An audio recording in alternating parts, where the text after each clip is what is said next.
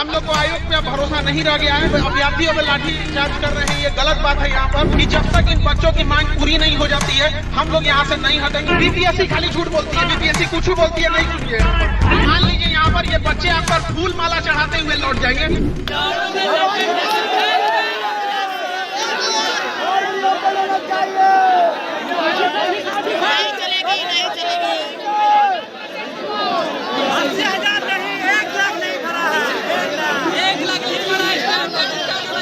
वापस नहीं ले लेंगे। हम लोग को आयोग पे अब भरोसा नहीं रह गया है। माननीय मुख्यमंत्री जी पे पूरा भरोसा है। वो जिस तरह से बिहार पुलिस में एनसीएल खत्म किए थे उसी तरह यहाँ पर आकर उन्होंने वो यहाँ आने के बाद वो हम लोग का नॉर्मलाइजेशन की भी मांग को सुनेंगे और नॉर्मलाइजेशन को खत्म करेंगे। और जब तक नॉर्मलाइजेशन खत्म नहीं होगा हम लोग यहाँ से नहीं जाएंगे।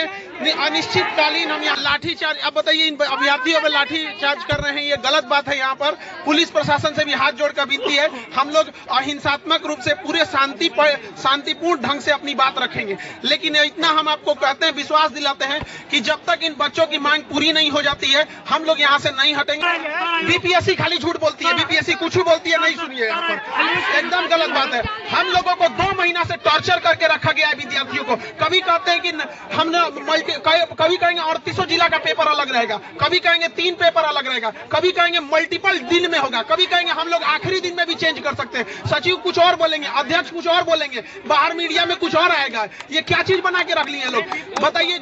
एक अध्यक्ष महोदय ने हम लोगों से कहा था कि 15 तारीख को हम विद्यार्थियों से बात करेंगे।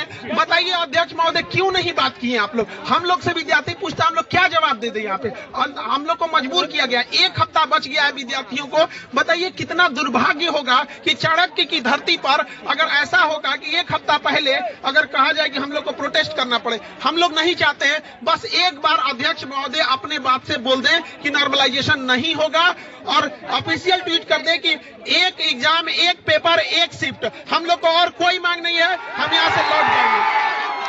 अध्यक्ष महोदय और सचिव महोदय से कहते हैं कि आप मान लीजिए यहाँ पर ये बच्चे आप पर फूल माला चढ़ाते हुए लौट जाएंगे। हमें किसी से कोई व्यक्तिगत दुश्मनी नहीं है।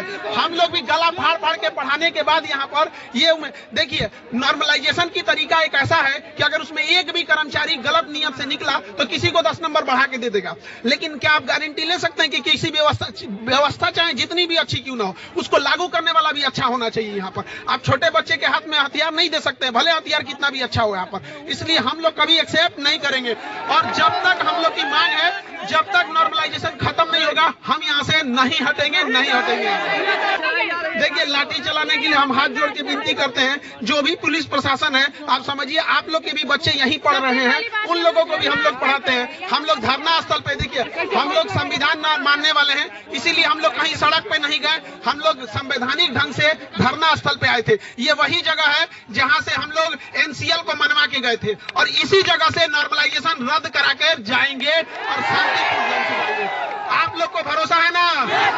और हम लोग को बीपीएससी से कोई उम्मीद नहीं है, हम लोग को सरकार से उम्मीद है। हाथ जोड़ के विनती करते हैं, सरकार से भी कहते हैं, इन बच्चों का चेहरा देखिए।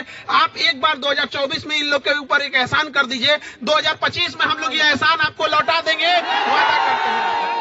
मंत्री अशोक चौधरी का कहना है कि तेजस्वी यादव भड़का रहे हैं। देखिए हम लोग को राजनीति से कोई मतलब नहीं है, जो भी कहेगा। देखिए